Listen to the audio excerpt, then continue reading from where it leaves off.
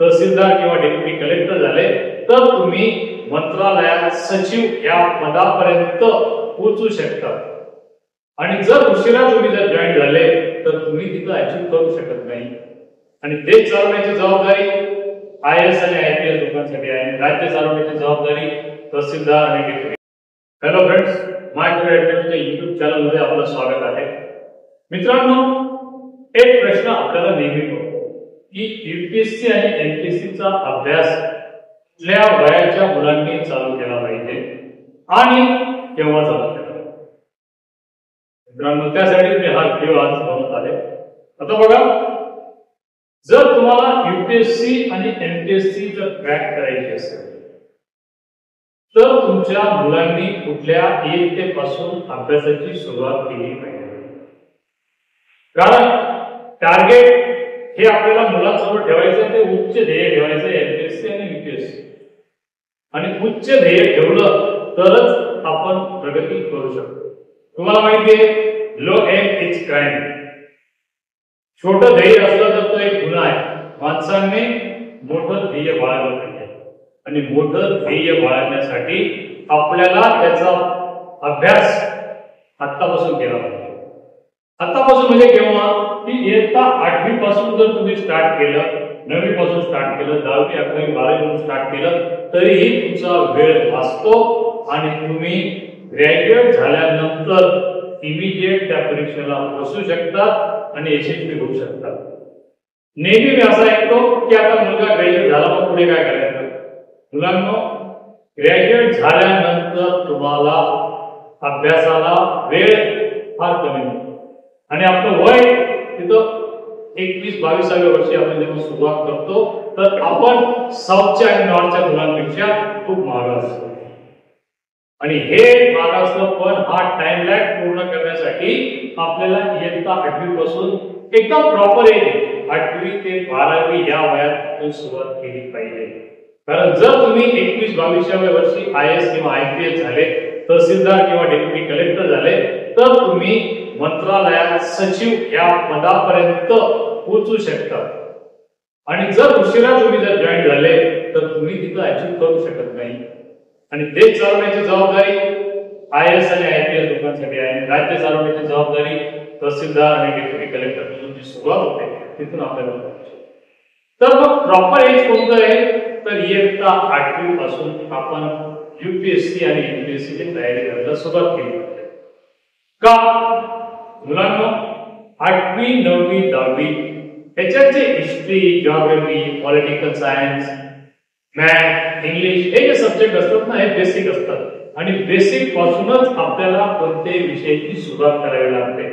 आणि हे जर बेसिक तुमचं फक्त झालं तर तुम्ही आरामात यूपीएससी किंवा एमपीएससी वयाच्या 21व्या किंवा 22व्या वर्षी क्रॅक करू शकता। आणि हे नॉर्थचे मुलं किंवा साऊथचे मुलं याचा अभ्यास 8वी पासूनच सुरू करतात। का की त्यांना माहिती आहे की आपल्याला कुठपर्यंत जायचं आहे आणि कशा पद्धतीने जायचं आहे, मग त्याचं प्लॅनिंग ते आधीच करू शकतात। तर मी माय करियर अकॅडमी मध्ये इयत्ता 8वी पासूनच फाउंडेशन कोर्स होतो।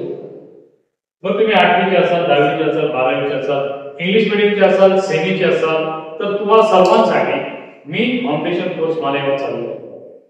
फाउंडेशन कोर्स चालू करण्याचा माझा उद्देश एकच आहे की मुलांना यूपीएससी म्हणजे काय, एमपीएससी म्हणजे काय, ह्या परीक्षा दिल्यानंतर आपल्याला कुठला अधिकारी बनता येतं आणि आपल्याला पुढे काय करायचं हे निश्चित करता येतं।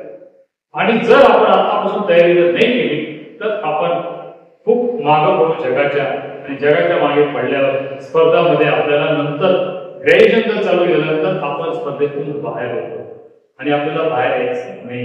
कारण ग्रॅज्युएशन नंतर जर तुम्ही अभ्यास चालू केला तर तुमचा स्ट्रगलिंग पिरियड चालू होतो। एक तर तुम्ही ग्रॅज्युएट होतात, घरी तुमच्याकडे पैशांची किंवा तुम्ही सेटल व्हायची अपेक्षा आईवडिलांची असते आणि तुमचं वय झालेलं असतं, त्यामुळे तुम्ही अभ्यासाकडे दुर्लक्ष होऊ शकतं। पण जर 8वी पासून जर तुम्ही सुरुवात केली तर तुम्ही एकदम प्रॉपर वेने यूपीएससी आणि एमपीएससी परीक्षा देऊ शकता आणि आयएएस आयपीएस होऊ शकतात आणि डेप्युटी कलेक्टर किंवा तहसीलदार एमपीएससी मार्फत तुम्ही होऊ शकता। तर मुलांनो, मी 1 मे पासून आपणासाठी एमपीएससी आणि यूपीएससी फाउंडेशन कोर्स चालू करत आहोत। याचा उद्देश आहे की मुलांना सुट्टीमध्ये एमपीएससी यूपीएससी बद्दल अवेअरनेस होईल आणि हा अवेअरनेस जर मुलांमध्ये जागृत झाला आणि त्यांनी अभ्यासाला म्हणजे शालेय अभ्यास करता करता जर एमपीएससी आणि यूपीएससी अँगलने त्याच्यात बदल केले, आपल्या अभ्यासाच्या स्टाईलमध्ये बदल केले, तर तुम्ही वयाच्या 21व्या वर्षी यूपीएससी एमपीएससी क्रॅक करू शकता आणि मोठे अधिकारी बनू शकता। लो एम ठेवायचं नाहीये, आपल्याला एम ठेवायचं आहे हायच। तुम्ही वाघ मारण्याची तयारी कराल ना, उंदीर ते सहज मारू शकाल की नाही? म्हणून एम कोणतं ठेवायचं आहे? एमपीएससी आणि यूपीएससी, आणि मग आपण आपलं करिअर बनवायचं आहे। त्यासाठी मी तुम्हाला मार्गदर्शन करणार आहे। 1 मे ते 15 जून हा कालावधी आम्ही फाउंडेशन कोर्स साठी ठेवलेला आहे।